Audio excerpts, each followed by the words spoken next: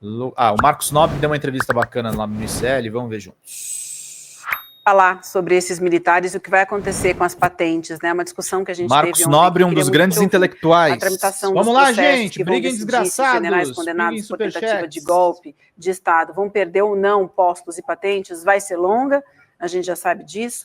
Segundo integrantes do Superior Tribunal Militar, ouvidos pelo Kleber Lourenço, nosso repórter aqui do ICRN1, a tramitação dependerá, antes de tudo, do oferecimento das representações de indignidade e incompatibilidade 120, pelo gente. Ministério Público Militar.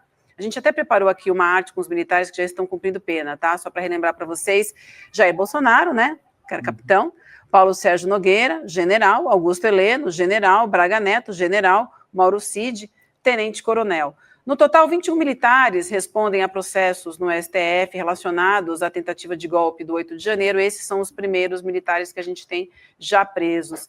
Queria te ouvir, então, Marcos Nobre, na sua avaliação, dá para a gente imaginar o STM retirando as patentes desses militares? Imaginar dá, mas a gente tem que ver qual é a correlação de forças internas, certo? Ou seja, o que as Forças Armadas brasileiras vão dizer para a sociedade. Porque eles têm uma pressão interna muito grande para não retirar as patentes. E, ao mesmo tempo, uma situação em que as Forças Armadas foram envolvidas numa tentativa de golpe. Fala assim, não foram todas as Forças Armadas.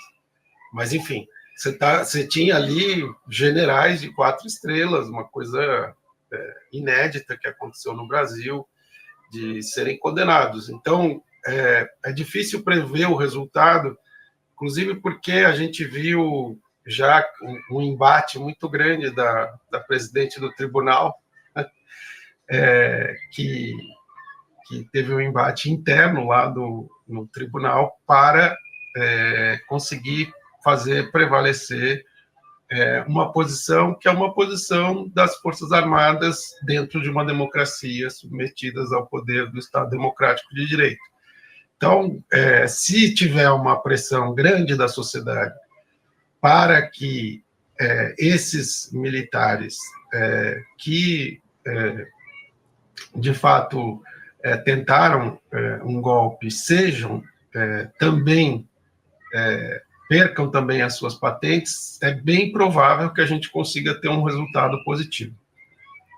Um bom dia, Marcos. É um prazer receber você aqui no ICL. A gente fica pensando que devia ser uma votação meramente burocrática, né? Tipo aqueles pontos de pauta que entram, quem concorda pode permanecer como está, aprovado por unanimidade, porque me parece que é só seguir a lei, né? Não tem exatamente muito para onde fugir. Estão presos, não vão poder trabalhar, não vão poder cumprir as suas atribuições, ainda quem esteja na reserva não está disponível. Se o Brasil entra em guerra, vão soltar o general Heleno para mandar ele para a guerra? Não vão, né? Então, me parece que eles não estão disponíveis para atuar, nem que seja como militar da reserva. E aí a gente olha para o Brasil e pensa, não vão deixar general preso recebendo salário, mas tem deputado preso recebendo salário, Marcos. Tem a bancada do crime agora, né? Que não é dentro do Brasil, nos Estados Unidos, na Itália. Então, essa loucura institucional que a gente vive torna possível a gente imaginar que sim, pode ter general preso recebendo salário, recebendo aposentadoria, enquanto a gente tem deputado presa, no caso, a Carla Zambelli na Itália, e outros deputados foragidos nos Estados Unidos, recebendo salário e podendo exercer atividade parlamentar livremente. Numa situação de instabilidade, como é a que a gente vive, não é só no Brasil, no mundo inteiro, a gente pode ter surpresas muito positivas e surpresas muito negativas, né? Então, assim, quando é que a gente ia imaginar que a gente, de fato, ia pela primeira vez condenar militares por uma tentativa de golpe? Num momento de alta instabilidade. Mas, ao mesmo tempo que a gente tem esse julgamento histórico, tem, do outro lado, deputados fazendo um motim para impedir que a democracia funcione na Câmara dos Deputados. Então, você pode ter as duas coisas ao mesmo tempo. Você pode ter o presidente da Câmara que resolve dar a relatoria de um projeto do governo para um oposicionista notório, né? que inclusive se desincompatibilizou do cargo de secretário para poder pediu licença, né, do cargo de secretário para poder fazer essa relatoria. Então, pode ir para os dois lados, a gente precisa ter clareza da nossa responsabilidade histórica. A gente está vivendo um momento histórico muito, muito importante, que pode dar muito, muito errado. A gente pode fazer coisas muito boas com essa instabilidade, mas pode ir para um lugar muito errado. Então, nós temos que ter uma responsabilidade muito grande. Não é para a gente assustar ninguém, porque as pessoas já estão assustadas o suficiente, certo? Mas é para ter clareza da responsabilidade que a gente tem. Né? Não é como exatamente como há 100 anos atrás, nós não estamos enfrentando exatamente o Hitler, o Mussolini, mas nós estamos enfrentando uma situação semelhante. Nós precisamos ter muita responsabilidade política para enfrentar essa situação e sair da melhor maneira possível. Então, tem isso, os dois lados da instabilidade, né? Tem a Câmara que nitidamente está desrespeitando decisões que deveriam ser óbvias, como você disse, e de outro lado a gente tem um julgamento histórico que, assim, a gente nunca imaginaria que pudesse acontecer, porque a gente não conseguiu fazer isso com a ditadura militar, né? Então, esse momento em que a organização da pressão popular é muito importante para a gente poder se contrapor a uma pressão popular igualmente importante que existe agora por parte da extrema-direita aliada à direita. Né? É um embate, a gente tem que ter muita responsabilidade nesse momento. Bom dia, professor Marcos Nobre. Eu queria saber, potencialmente, essa prisão, né, dos militares, esse momento histórico que a gente vive, qual o impacto que ela pode ter dentro do exército, enfim, entre os militares, assim, no quesito da ideologia militar, né, do que vai acontecer daqui para frente? O que o senhor prevê que pode acontecer na formação dos novos e para quem, né, as testemunhas desse momento histórico que a gente está vivendo? Nós sabemos que as Forças Armadas não atualizaram o seu currículo desde a ditadura militar, né? A formação continua sendo uma formação que leva à constituição de pessoas autoritárias, né?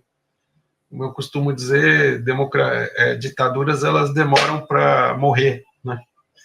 Então elas criam gerações de autoritários, essas gerações ficam, e é um trabalho muito grande que tem que ter a democracia para poder mudar essa situação. Então, o fato, se for possível, como resultado desse julgamento, a gente ter o estabelecimento de uma hegemonia do legalismo dentro das Forças Armadas, terá sido uma vitória enorme. Mas a gente tem que ter clareza que o julgamento, por importante que seja, ele é muito importante, ele é o primeiro passo, né? Como você disse, tem que mudar a cultura das Forças Armadas, no sentido de que a democracia seja um elemento fundamental dessa cultura das Forças Armadas. Sim. E eu tenho certeza de que há pessoas dentro das Forças Armadas que têm essa posição legalista, né? E eu espero que elas prevaleçam sobre pessoas que não têm essa posição, né? Espero que prevaleçam. Se prevalecerem, e a gente pode ter isso que você disse, chegar a um momento em que nós vamos ter um novo currículo, uma nova formação e, sobretudo, uma nova cultura, né, dentro das Forças Armadas, em que a democracia seja o pão de cada dia, né, das Forças Armadas. E essa é a nossa expectativa, de que isso possa acontecer. Muito bem, eu queria aproveitar que a Elô está com a gente também. Professora, ela tem perguntas para você direto de Brasília também, Elô. Eu só queria, professor, que o senhor deixasse claro para a nossa audiência, quando o senhor falou dos perigos à frente, imagino que o senhor está olhando para outros momentos históricos, né, como o golpe de 64, que aconteceu com João Goulart, talvez até o que aconteceu com Dilma Rousseff e mostrar as diferenças, porque, né, como é que a população, os eleitores, como que esse julgamento está chegando para eles e como que isso se compara ao que a gente já passou, que serve de um pouco de baliza aí para a gente analisar as possibilidades para frente. Exatamente. Quando a gente pensa na nossa história, nós temos esses exemplos imediatos que você citou. Imediato que eu quero dizer é que o golpe de 64 tem 60 anos, mas o fascismo e o nazismo têm mais 100 anos, certo? Então, nós estamos falando de um período como 100 anos, né? Porque nós estamos falando do mundo, né? Não estamos falando só do Brasil, nós estamos falando do Trump, nós estamos falando do crescimento da extrema-direita na Europa, em outros lugares, né? Na América Latina, uma coisa muito assustadora o que está acontecendo. Então, nós temos que pensar em todos esses casos ao mesmo tempo, porque é nessa situação em que nós estamos. E quando eu falo em responsabilidade política, eu quero dizer, não é responsabilidade moral, sabe?